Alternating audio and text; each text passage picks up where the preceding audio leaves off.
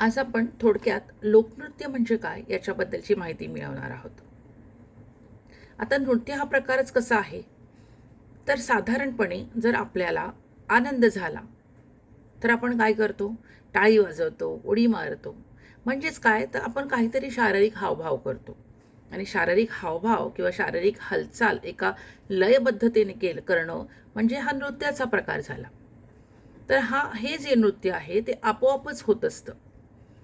आता जेव्हा आपण हे नृत्य सांघिक पद्धतीने करतो, जसं की पूर्वीच्या काळी लोक शिकारीला जायची आणि हे शिकारीला जाताना त्यांना शिकार मिळाले, एखादं सुंदरसं हरिण मिळालं, तर मग ते काय करायचे, तर आवाज करायचे, टाळ्या वाजवायचे, त्या शिकारीभोवती गोल गोल फिरायचे, उड्या मारायचे आणि यातूनच लोकनृत्याला सुरुवात झाली.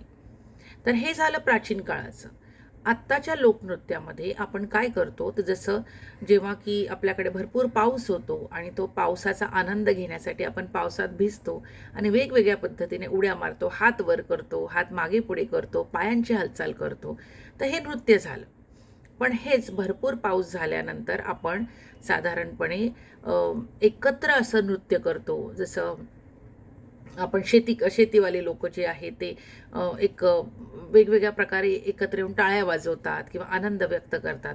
म्हणजे सांघिक पद्धतीने केलेलं जे नृत्य आहे त्याला आपण साधारण नृत्य म्हणू शकतो.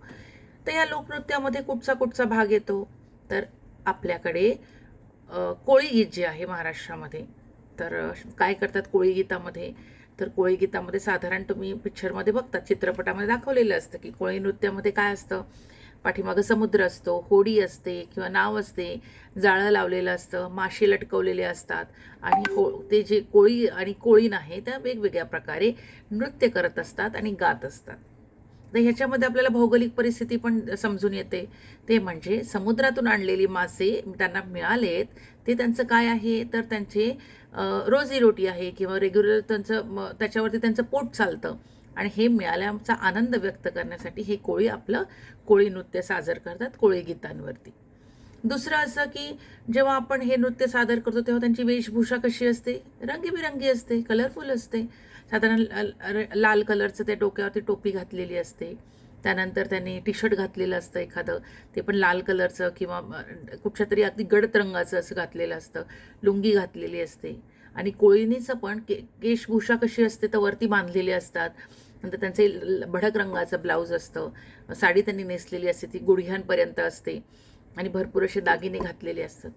तर या लोकनृत्यामधून आपल्याला संस्कृतीची पण एक समज येते, भौगोलिक परिस्थिती समजते. तेच आपण बघूया की आता लवकरच बसणारं गरबाचं बघूया.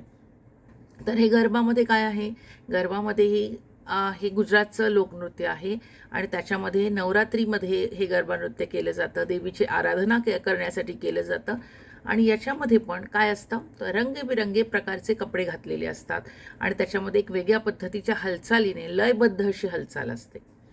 तर ह्याच्यामध्येच काय आहे, आपण याच्यावर म्हणू शकतो की सांघिक पद्धतीने किंवा सांघिक एका ग्रुपमध्ये येऊन केलेलं नृत्य, त्याला आपण काय म्हणतो, लोकनृत्य म्हणतो.